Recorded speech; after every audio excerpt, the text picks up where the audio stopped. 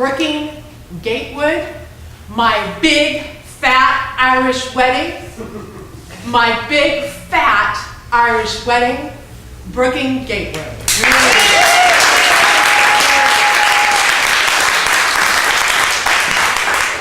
Good morning, fellow Toastmasters. Morning.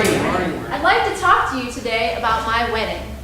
Now, before you congratulate me, let me clarify.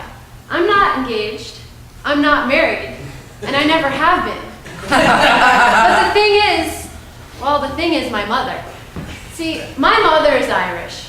She's your stereotypical Irish woman with a quick temper, heart on her sleeve, twisted humor, laughs when people gets hurt, and threatens murder with a smile. She's stubborn and a bit obsessive.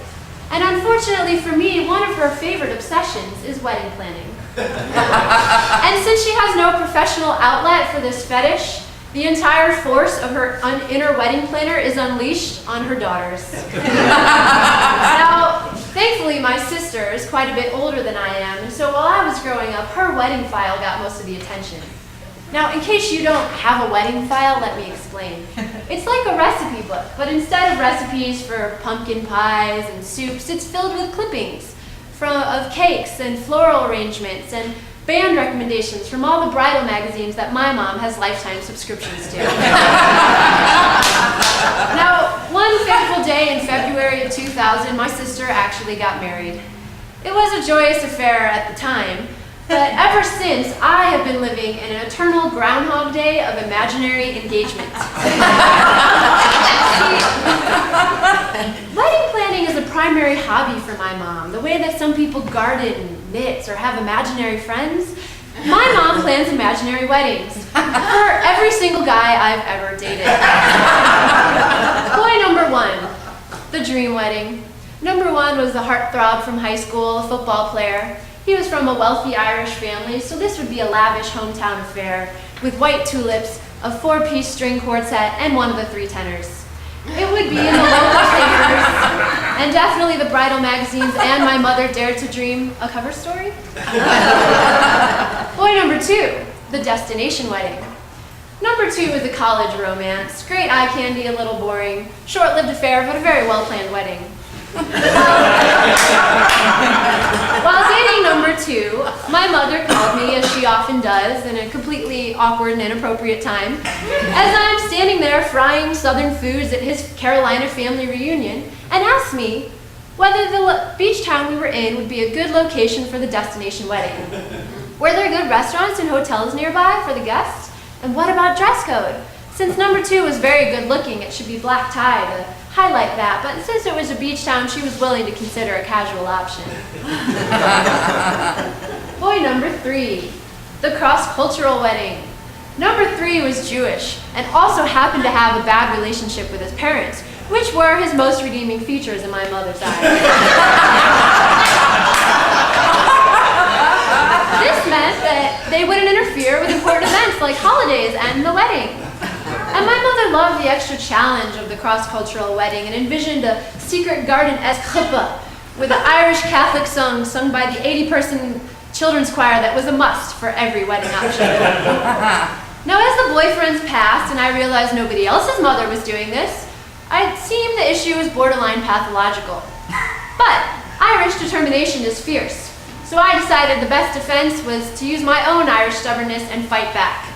Thusly, Wedding War 3 ensued. Being a bit of an environmentalist, I began lobbying for my own eco-interests.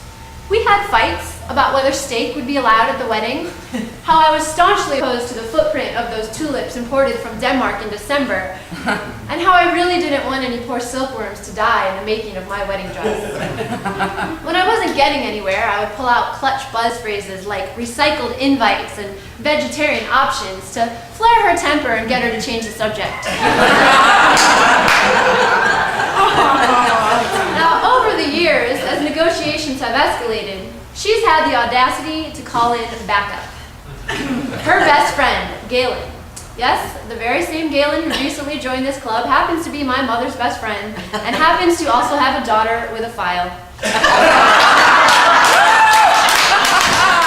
And so they made a pact, which I suspect is actually a clause in the will, that if one of them dies, the other will plan the daughter's wedding. This was devastating news to me, as I must admit that some piece of me thought that if I could just hold out long enough till she was, well, you know, dead, then I could have the barefoot bluegrass dream wedding that I've always wanted. But now the future looks grim. In comes number 4. Number 4, Sam, my current boyfriend. I moved here to be with him in San Diego. You could say it's actually kind of serious. And we might actually get married someday. Though my mother's requested we wait until the stock-based wedding fund recovers. Now, my mom really likes Sam as a person, but not as a groom. See, he grew up on a small farm in California, and nobody in his family owns a suit, and they all eat local, and they just don't really fit with her vision of what this wedding could be. The issues with attire, dress code, and location have sent her into a prenuptial tizzy. So she regularly tells Sam that his duty is to show up and shut up. To which I respond, Mom, hello, not engaged. Unfortunately, with the Irish, logic is not a very effective defense. It's absurd. It's insidious. And worst of all, I think it might be genetic. In my own way, I'm just as bad. I've recited my thank you wedding address in my head more times than all my Toastmasters speeches combined. And when she calls and asks about the latest invite list or location, I actually think about it and give her an answer. She's the enabler, but I've become an accomplice. Meanwhile, my dad, who's forced to sit in on many of these conversations, offers me the cash to elope. To which my mom threatens to pour hot coffee on him, laughs, and goes on about the flowers. In the background, you'll hear him calmly muttering, "Your mother is Irish." See, in my family, this is actually a cathartic reminder. We Irish are impossible to change, stubborn as all hell, and are best dealt with through mutual humor and irritation. Thusly, I proceed to go on about the hemp dresses, tofu cakes, and potluck reception, and if I'm lucky, irritate her enough that she'll change the subject. Until next time. And hopefully, with a little bit of that good old luck of the Irish, at least there'll be no number 5.